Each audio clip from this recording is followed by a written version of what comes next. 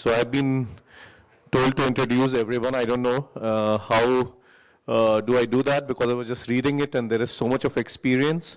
So I'll try keeping it brief, but probably I'll just try making it a little bit interesting. So I'll do a quick introduction and then I'll ask them one thing that this document doesn't say, which their profile doesn't say. So probably I would want one input from everyone in terms of what their CV or profile doesn't say.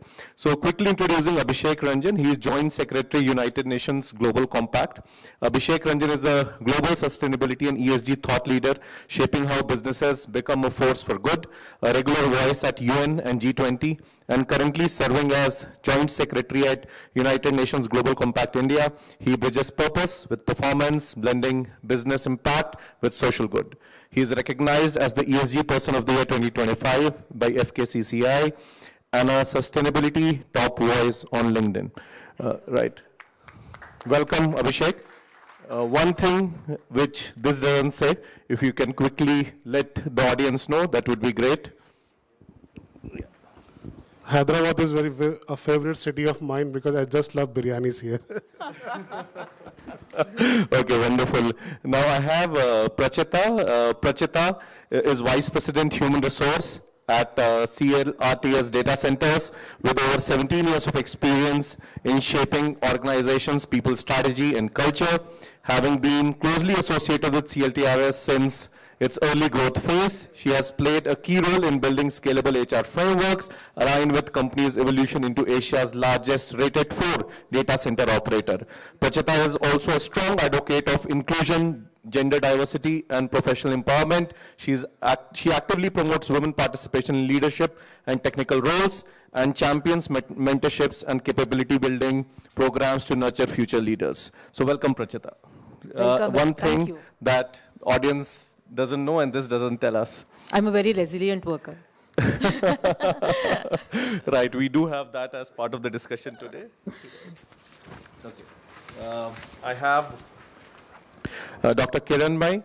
Dr. Kiranmai Dutt has 3 decades of professional work experience playing global roles, working in matrix organization, a perennial leader, leading M&A, HR operations, setting up greenfield sites, GCCs for American Fortune companies, leading TA, ER, union negotiations across multiple geographies, and has sharpened her saw on cultural intelligence. Dr. Dutt has set up the first India Technology Center for the world leader in logistics and supply chain, UPS, of Fortune 40 companies. I'll just 2 more lines about you.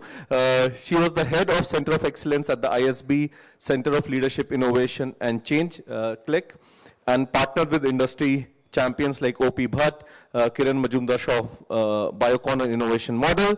She is also former chairperson of AmCham, ISTD, and also executive member of IESA, NHRD, and CIA HR committees. Welcome, Kiranmai, and one thing that this profile doesn't tell us. I think I just love people. So while you're talking about AI, and that's what Ripple's Learning CEO was talking about, Abhishek. So I think human beings will continue to evolve and will continue to. So I'm a people lover, and that's what makes me being part of human resources and talent, and that drives me, that energizes me. Right, wonderful, thank you. And then we have Rahul. Rahul is a people and transformational leader with 16 plus years of experience shaping HR strategies for complex global technology organizations. As director, people business partner at Pegasystems, he currently drives the people agenda for global GTM teams spanning India and the USA, supporting leaders through growth, scale, and change. Rahul's career spans enterprise technology, fintech, cybersecurity, banking, and consulting, including leadership roles at DBS Bank, Bank of America, CA Technology, and Deloitte Consulting. He has consistently partnered with senior global leaders to drive organizational effectiveness, leadership capability, and cultural transformation. One thing, Rahul, that this doesn't tell us. Thank you. I think one thing which is not on my profile is I'm a professional basketball player. Sorry, correction. I was a professional basketball player. And most of my learnings are from sports. And I'm a firm believer that sports shapes you as a better person. So that's something which is not there on my profile. Wonderful, Rahul. Thank you so much. Okay, one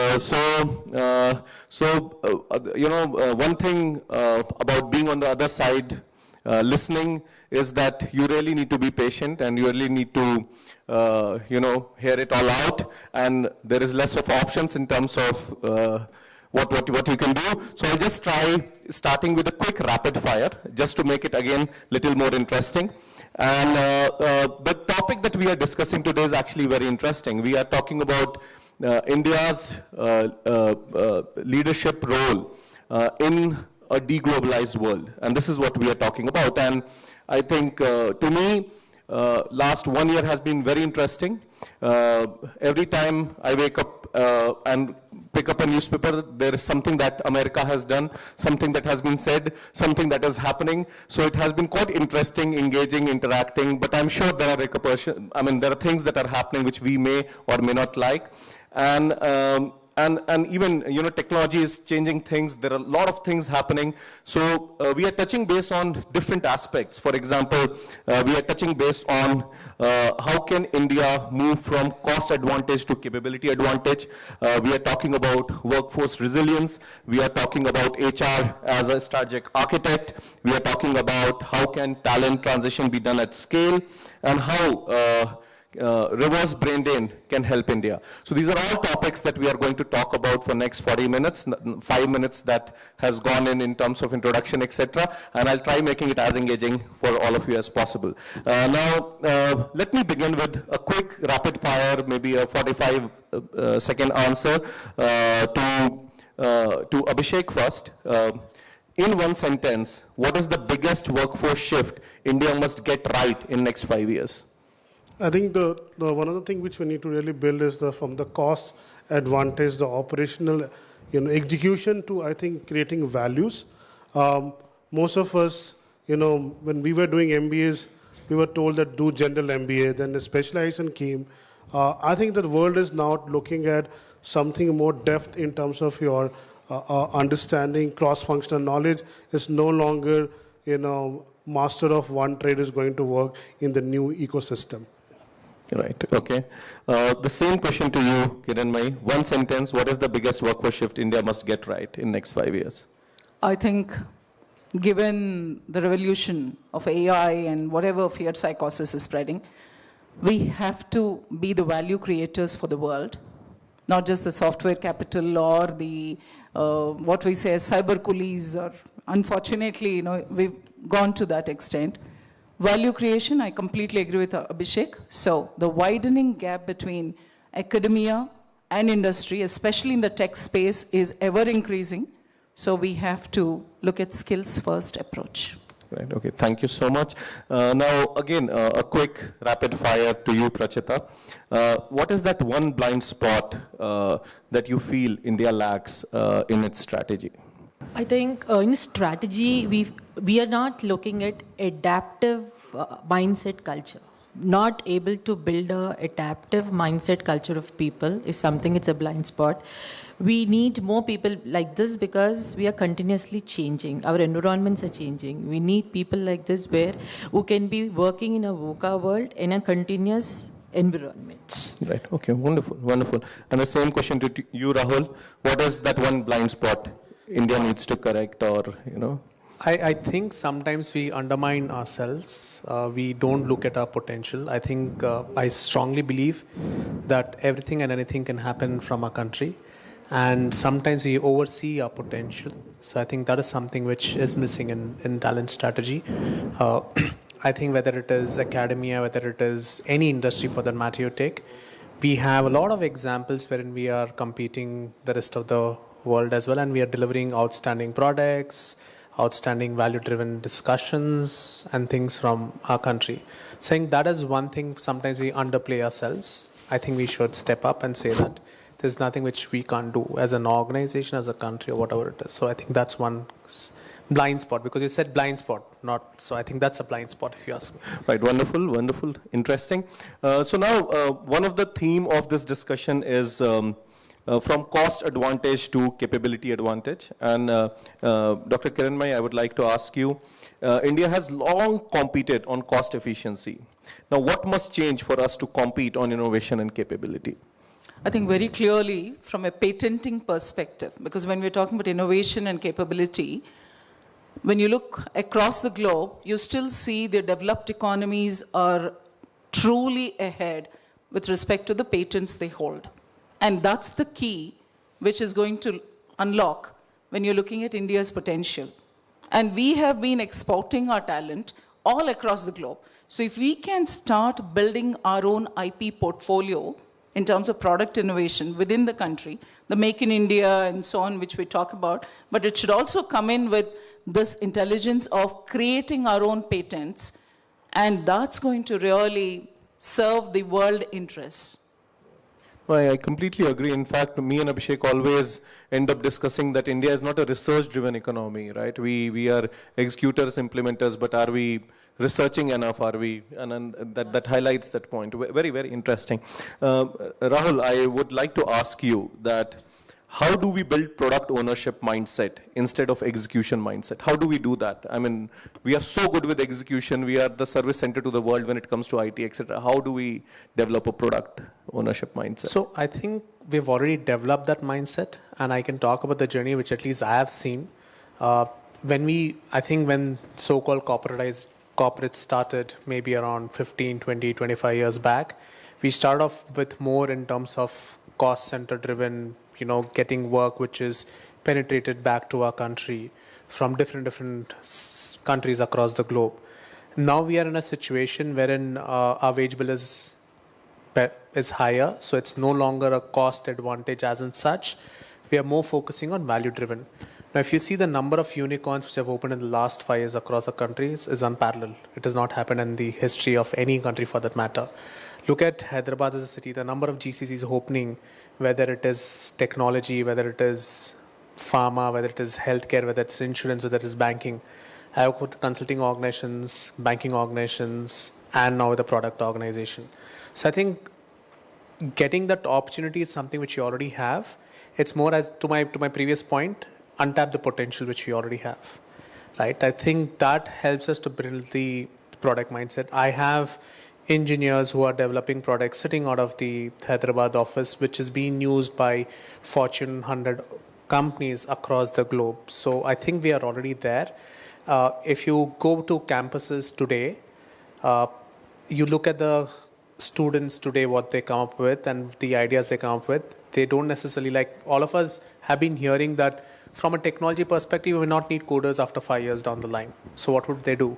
So the way they challenge, the way they articulate, the way they blueprint their thought process, the way they look at the product, what is going to be in the future, and look at business problems, I think that is something which is there.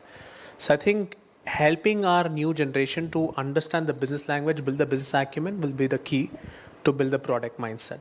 I think we are already developing the product, but having the right business acumen will help it, is what I think. Wonderful. I think I completely agree. And every time you visit a campus, you feel, why are you not that young, right? Why are you not in the campus? Because there is so much that has changed in last 10, 15 years, isn't it? And right? For an example, you have everything on your fingertips today, right? Whether you talk, we heard the previous speaker talking from Google to ChatGPT. You have everything on ChatGPT. So why do you need, I have one of my business leader who's, he's been in the industry for good 30, 35 years. He has a teenager going from school to college, and his kid is asking him, why do I need to get into a university? Why can't I just sit next to my system and learn whatever is there? So that's a discussion which is getting there. So the answer to that is business acumen, which obviously AI can help you. But once you get into a school or college or university, there is overlying umbrella to it as well. So. Very, very interesting, very interesting.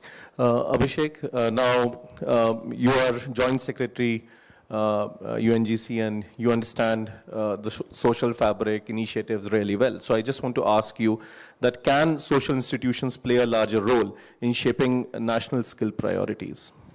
Absolutely. I think, one of the charter of the UN Global Compact is to how do we really make companies responsible.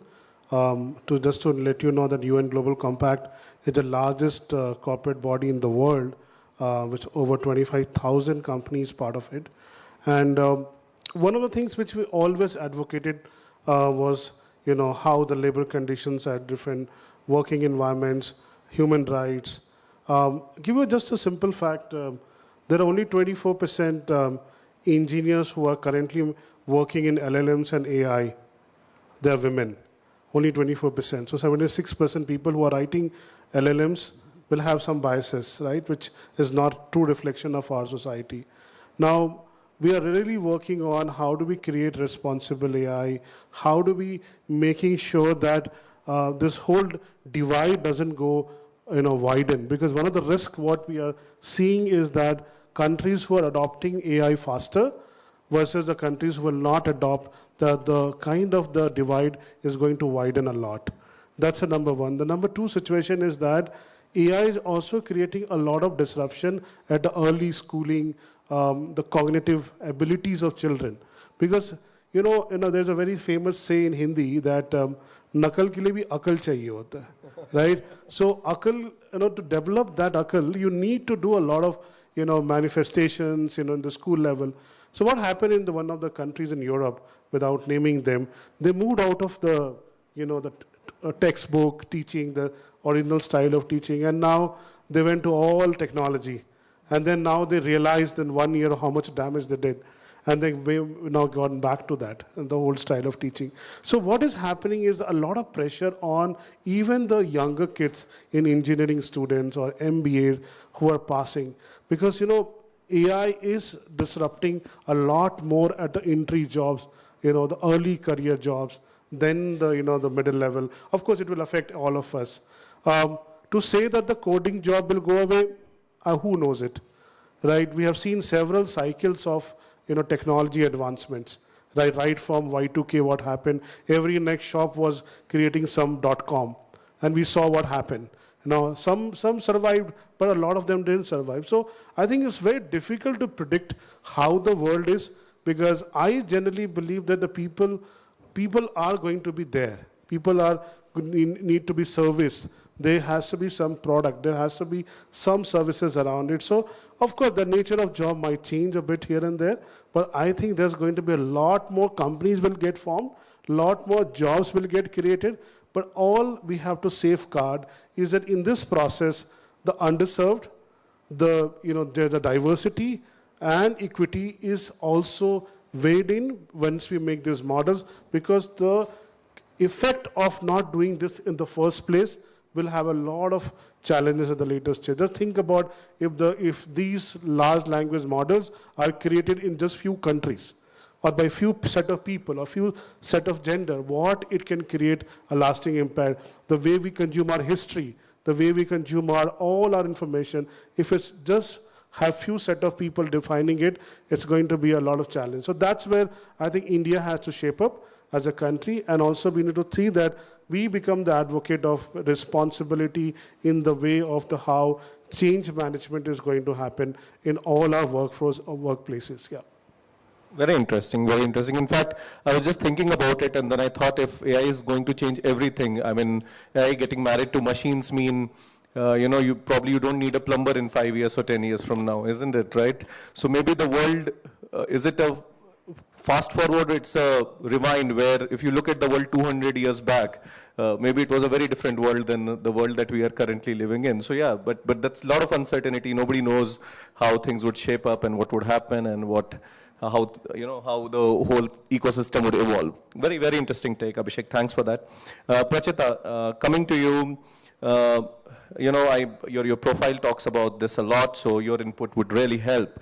What does true workforce resilience mean beyond wellness and engagement? Workforce resilience is, if you ask me a definition, see, basically it is working in an uncertainty. Yes, definitely there is an uncertainty in our industry where technology is evolving. I mean, we are into a data centers industry. Data center industry, a technology evolving, AI is evolved. There are a lot of regulations, policy changes which are happening. There's a demand fluctuations which is happening. There is a globalization in data center industry, in the recent budget. So a lot of changes are happening.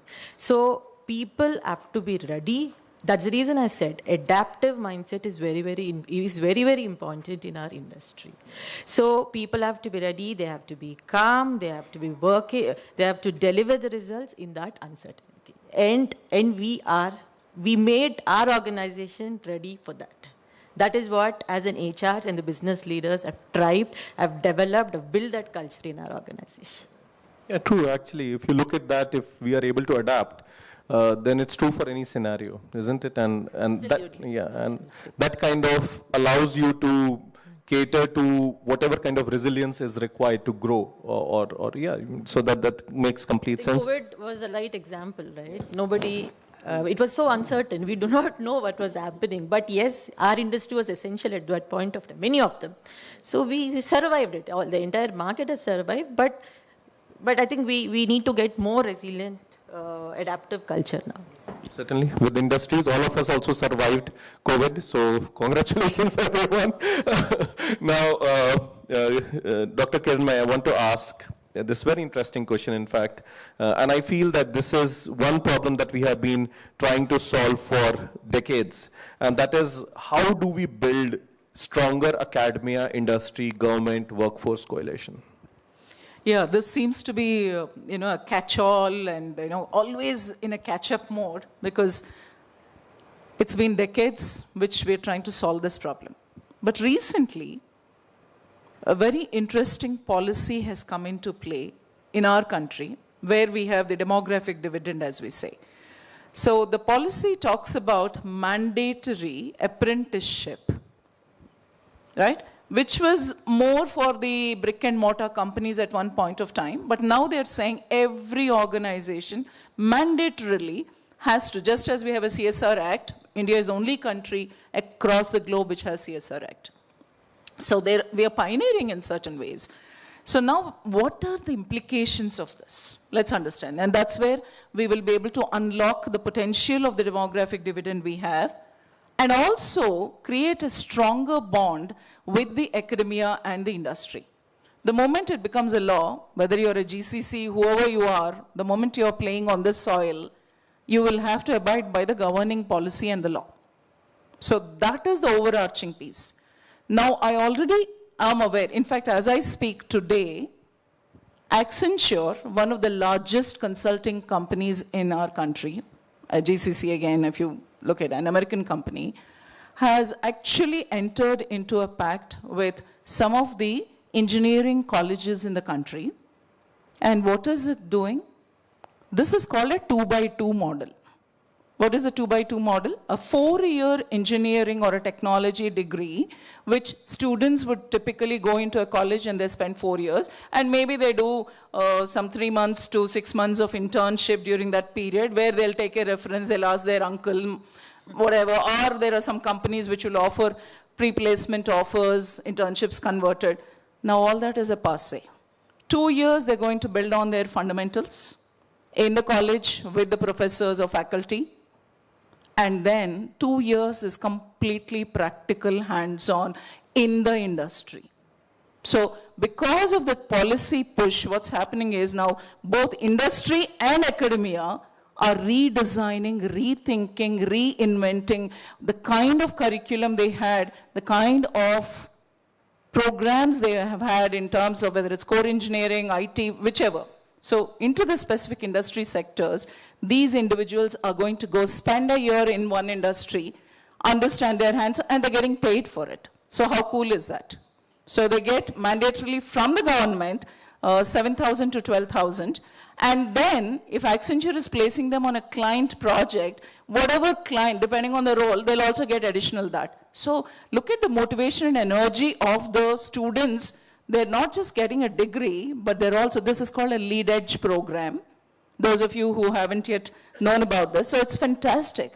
I think those are the ones which will sustain as well as scale and reach out not just to the urban milieu, because I don't think you and I are here to talk about the IITs, IIMs and all. They will always find a place to go. We're talking about the larger millions of our workforce who are in the rural parts of India, and that's where, for them to be able to find their livelihood and also a suitable kind of a job, skilling is the only way. And if you transform your curriculum where you have hands-on practical kind of training, which is happening with the industry, and that's where the policymakers, academia, and the industry coming together. So I think programs like that is going to build the scale, and our future is very clearly defined.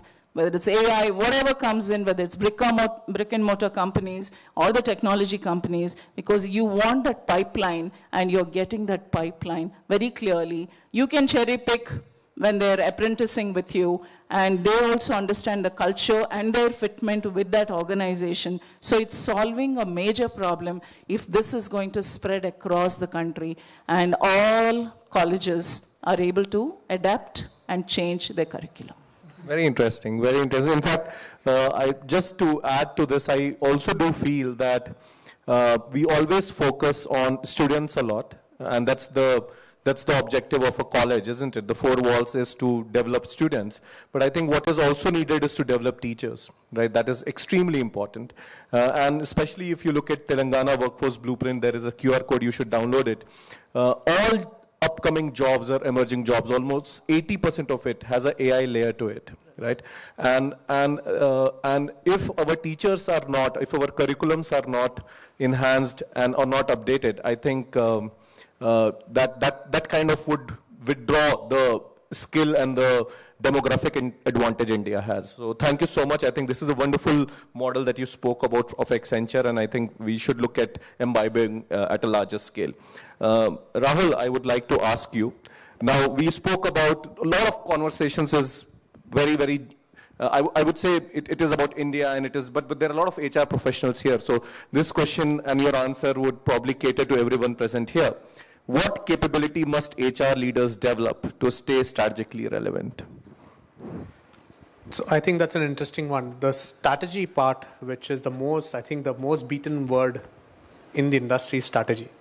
And I think everyone thinks that, everyone believes that they think that they can come with a strategy, they can work on a strategy and things like that. I think as HR leaders or as professionals, if we are able to articulate and demystify a strategy to the bottommost pyramid of your organization, then you can define strategy and then you can work on strategy. And I can give an example.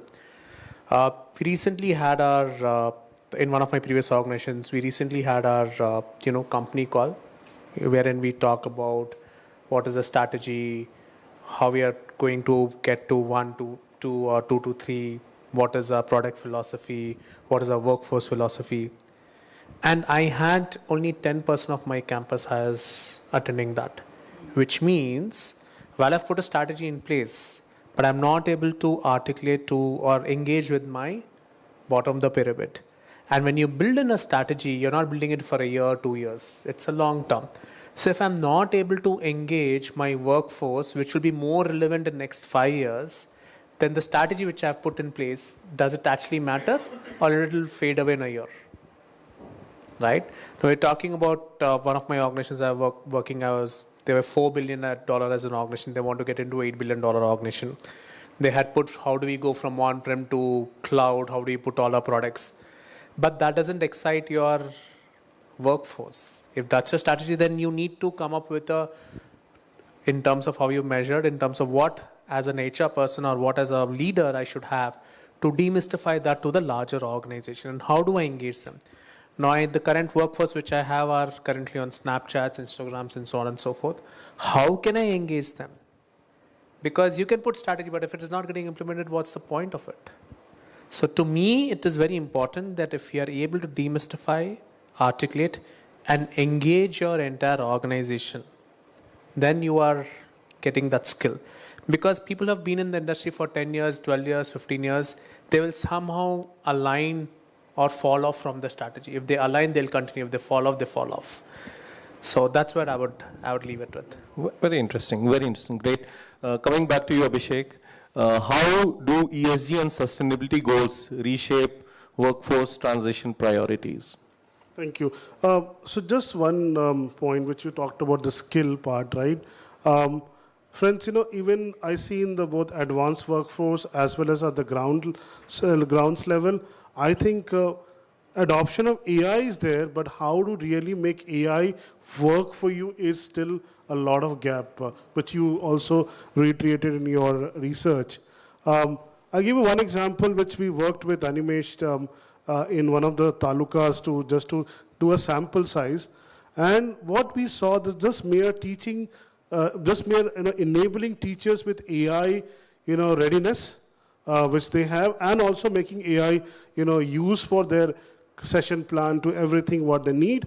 We have so humongous impact on the students in terms of, so I think it's a high time that we need to take AI so what happens is in AI is that it actually makes your time free to create depth, right? Which I personally see myself when I use it. I see that I am not doing my routine work now, and I'm focusing on my depth. So each one of us, I really feel that it's a time that we use AI to create depth in whatever you are doing, and that will really amplify your impact. And that will differentiate X person versus Y. That's what I'm seeing across the levels. Now, coming to the ESG perspective, there are two sides of it, right? See, today, 3% of the global energy is used for running the data centers worldwide. And data centers actually needs clean water. They don't want STP water. Okay, so you need, and you think you're talking about, there is a $500 billion investment just by the US. And then there's a couple of other, if you add China, India, and Europe, it's talking about $1 trillion investment in just, having more data power, more, computing powers. And all of this will require who? Of course, they need, energy, water, but we also need people to build those data centers. So it's an important thing which we are, seeing that there's been a lot of career options will come under ESG, starting from the ethical AI, who will validate, in terms of the models which has to be used.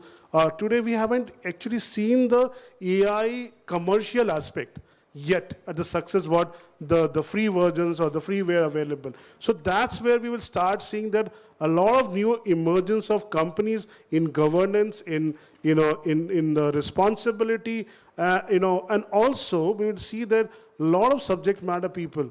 We actually anticipate that there will be much larger number of companies will get formed now than what we have today. There will be a huge surge in the number of companies working in this space. So from the UN and our charter, we are actually looking at how do we make sure that our any development. So I will just give you another fact. Since our industry 1.0, which has happened somewhere in 1900, our world temperature have already risen to 1.2, 1.3. And if we do not sustain that, contain that below 1.5, there has to be a lot of catastrophe, right? Catastrophe. So that's where the challenge we are facing, both in the environment pressure, how things are changing, the change management, and the biggest challenge we also see on the ground is the mental health. The mental well-being in this time, like COVID was a testing time for most of us, we surpassed it, but now again there's a lot of testing time for us, right? So it's very important that we become a very resilient organization. We care. See, the companies, like we all have experience. I think I see the room. A lot of you have 20, 15, 30 year experience. Just imagine the brand of a company who stood with you in your tough times. So this is a time when the character, the culture of the brands will actually show off. When we say that when going gets tough, the tough gets going. So that is the time for us to demonstrate that we are not doing knee-jerk, we are not just succumbing to the current demand, but what is the future lies ahead. And some of these organizations who will do it perfectly, that those organizations will have a future, bigger brand, bigger thing. And that's how the world brands you have seen, who have different cycles of change, they have well-defined, well-managed. So that is where the UNGC and the other organizations of UN are playing. It's a tough time for us. You see the political pressure, the geopolitical issues. You see how companies are defining a different roadmap to the ESG. So we understand this is a time where we all have to hold our force together and see that how we can become a force of change, and we can enable everybody to go through this massive change management, what we are talking about. Yeah. Okay, thank you. That's really wonderful. And I always feel that, 1,000 teachers trained is a 1 lakh student upskilled, right? So we also probably need to have that lens as we go about building capability. But that's ESG person of the year talking to you and talking about what is important while we talk about business and people and capabilities, right? Probably one last question to each one of you, and these are my favorite picks, so I've kept it for the last.